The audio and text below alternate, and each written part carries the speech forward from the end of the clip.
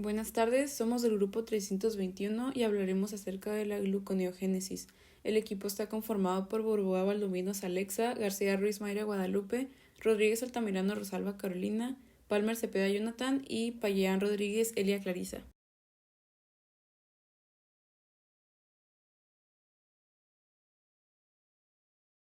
La gluconeogénesis es el proceso por el cual se sintetiza glucosa a partir de compuestos no glúcidos, es decir, que no se produce a través del glucógeno. Los precursores de este proceso serán el lactato, glicerol y aminoácidos glucogénicos. Ocurre principalmente en el hígado y con menos intensidad en el riñón, y a nivel intracelular se lleva a cabo en la mitocondria y el citosol.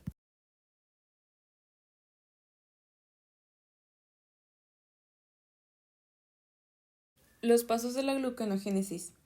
Estos serán los mismos de la ruta glucolítica, pero de una manera inversa. Se comenzará con 2 moléculas de piruvato para terminar con una de glucosa.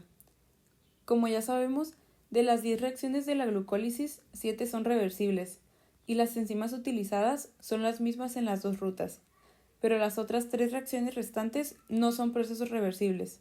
Por lo tanto, utilizarán pasos diferentes denominados rodeos metabólicos, que son los que diferencian a la gluconeogénesis de la glucólisis. Un dato importante es que la ruta se trata de una reacción doble desde el primer paso hasta el quinto, entonces los productos utilizados y generados entre esas reacciones serán multiplicados por 2.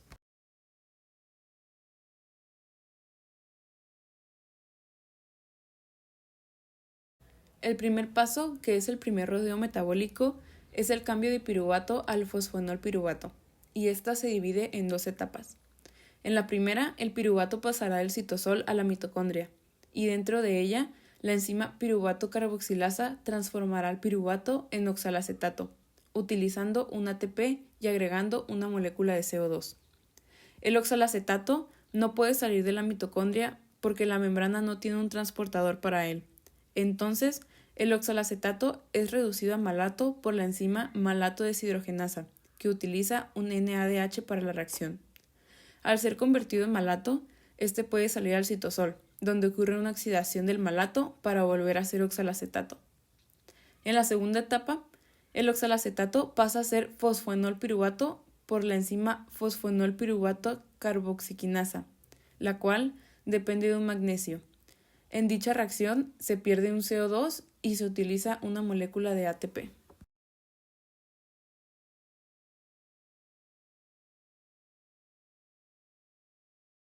La segunda reacción será el paso de fosfonolpiruvato a 2-fosfoglicerato. Es una reacción reversible y la enzima utilizada es la enolasa, enzima clasificada como liasa. Esta enzima necesita de un ion de magnesio para llevar a cabo la reacción, la cual se basa en la entrada de una molécula de agua. Por último, la reacción necesita de una energía libre de Gibbs de 0.44 kcal/mol, lo que lo convierte en una reacción endotérmica.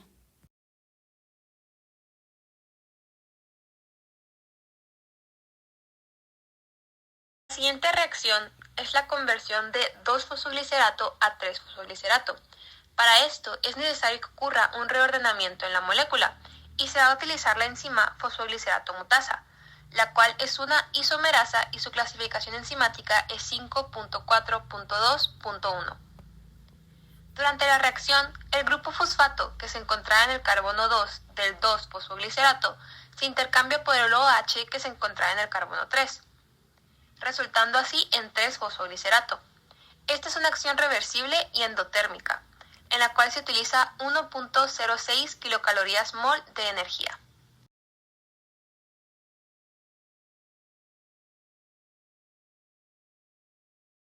A continuación, por la acción de la enzima fosfoglicerato quinasa, la cual es una transferasa y su clasificación enzimática es 2.7.2.3, el 3-fosfoglicerato pasa a convertirse en 1,3 bifosfoglicerato.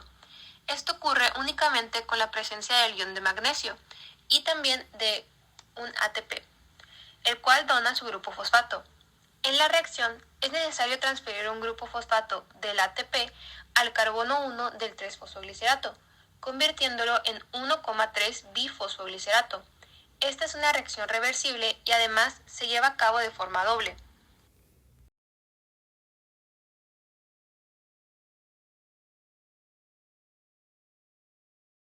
El siguiente paso es la conversión del 1,3 bifosfoglicerato a un gliceraldehído 3-fosfato mediante la enzima gliceraldehído 3-fosfato deshidrogenasa, cuya clasificación enzimática es 1.2.1.12, por lo cual se trata de una oxidorreductasa.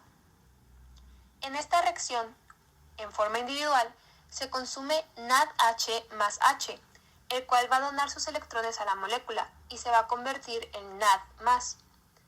De esta reacción también resulta un grupo pirofosfato, pero es necesario recordar que en realidad se trata de dos, ya que esta reacción sigue siendo doble, así que también se utilizan dos grupos NADH más H.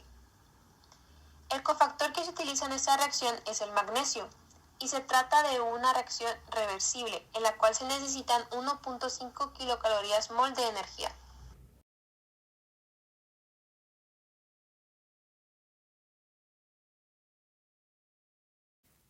Para esta reacción, la enzima que se va a utilizar es la gliceraldehído fosfato deshidrogenasa, que se va a clasificar como fase 1.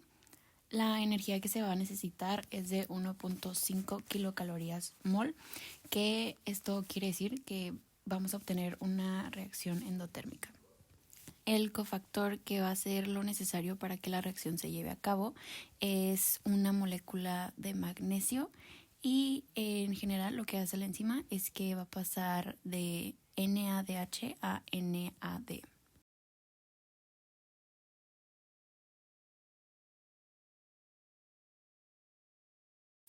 La enzima que se va a utilizar es la triosa fosfato isomerasa, que pertenece a la clase 5. La energía que se va a necesitar es de 1.83 kilocalorías mol. Esto quiere decir que tenemos una reacción endotérmica.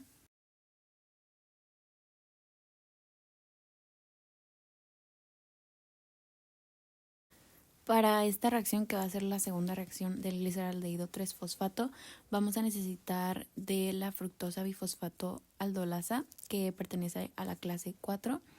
Y la energía que vamos a necesitar son 5.73 kilocalorías mol, que significa que es una reacción endotérmica. Y es así como vamos a obtener fructosa 1,6-bifosfato.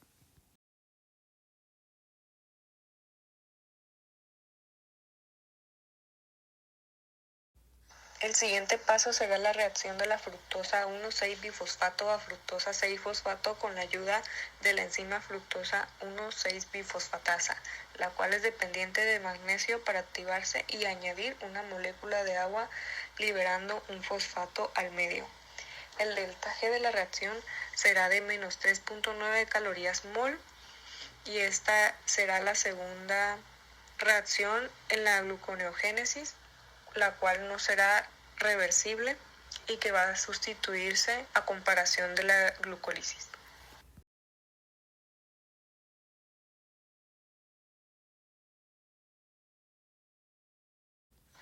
Ahora, de fructosa 6-fosfato a glucosa 6-fosfato solo se realizará una isomerización sencilla, es decir, un reordenamiento de la molécula con la ayuda de la enzima glucosa 6-fosfato isomerasa. Esta reacción será reversible y la podemos encontrar en la glucólisis.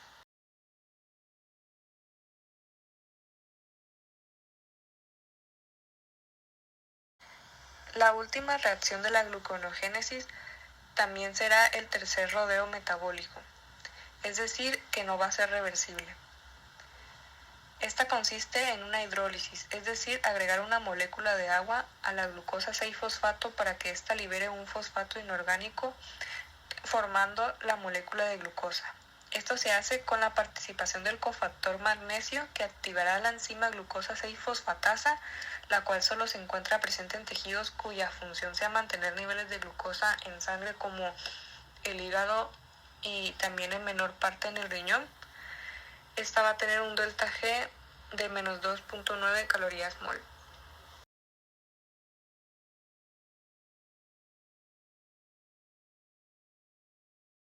El balance energético de la gluconeogénesis es el siguiente. Primero, es necesario invertir 2 moléculas de piruvato, 4 ATP y 2 GTP, los cuales son moléculas de energía muy importantes, 2 NADH y 6 moléculas de agua, es decir, 6H2O.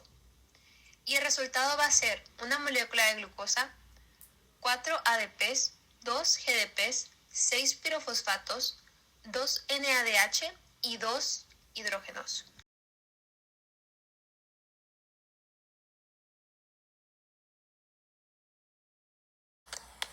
La gluconeogénesis es una ruta altamente exergónica y al final se estará consumiendo 2 de ATP y 2 de GTP por cada vez que este ciclo de reacción se esté dando.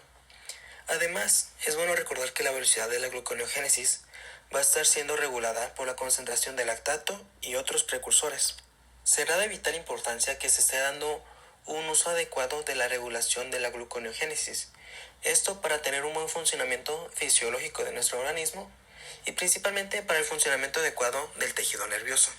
Recordemos que la gluconeogénesis va a ser una ruta en la que se va a estar sintetizando glucosa y por su lado contrario, la ruta que va a estar catabolizando es la glucólisis. De esta manera, esas dos rutas se van a estar controlando de manera recíproca. Digamos, si la gluconeogénesis se activa, la otra, que sería la glucólisis, se inhibiría. Ahora bien, existen varias maneras de controlar la gluconeogénesis. Entre ellas podemos ver que es o que se va a deber al nivel de metabolitos, a la cantidad hormonal, por mecanismos alostéricos, entre otros muchos más.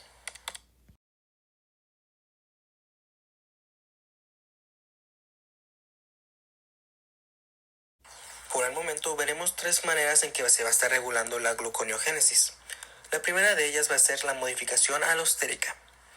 Cuando nos referimos a modificación alostérica, la manera principal en que va a estar trabajando es que una enzima, cuando tenga la presencia de alguna molécula, esta enzima se va a activar o se va a inhibir.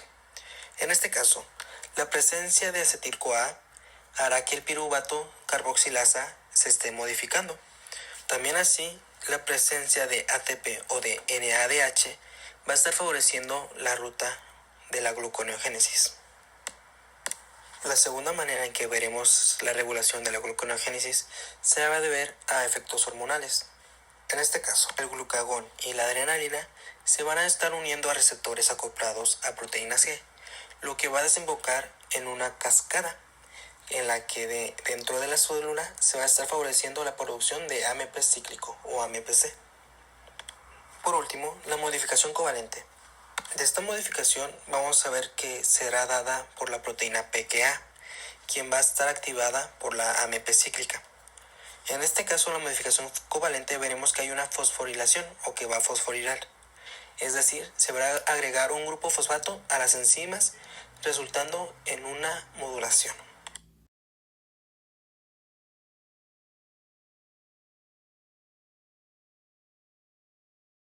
En la regulación de esta vía vamos a ver que van a intervenir dos enzimas que son muy fundamentales. Nos estamos refiriendo a la pirubicocarboxilasa y la bisfosfofructosfosfatasa 1.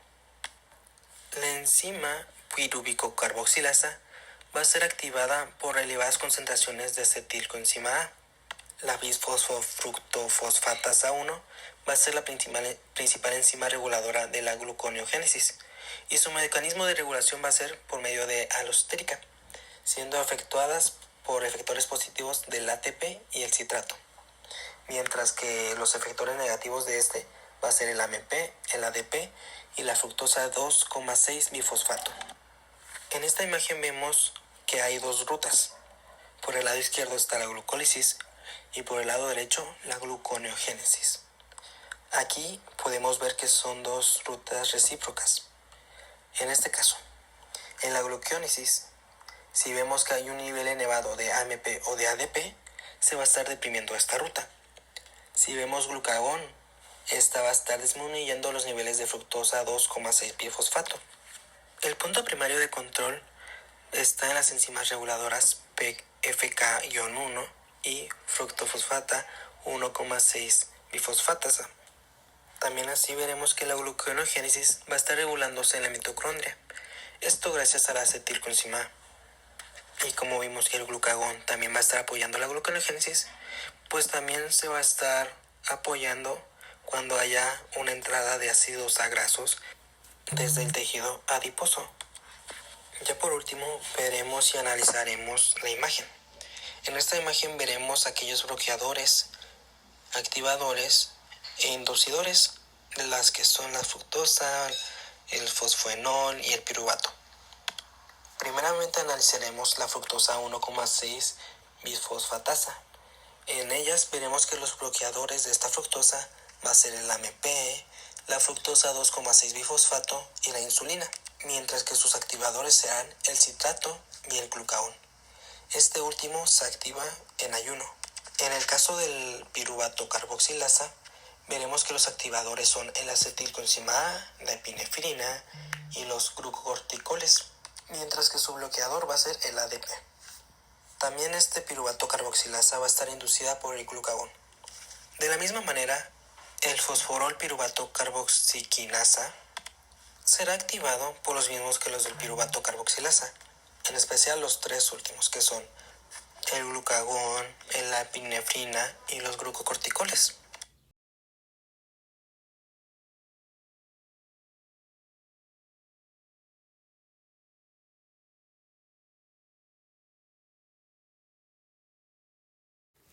Llegamos a la conclusión de que gracias a esta ruta metabólica se cubren cantidades de glucosa faltantes, además de que nos permite sintetizarla a partir de sustratos no glúcidos. Este trabajo fue importante para el futuro uso que le daremos a estos conocimientos, además de la comprensión de la relación que hay entre enzima y sustrato, también sobre los productos que vamos a obtener al final de cada reacción.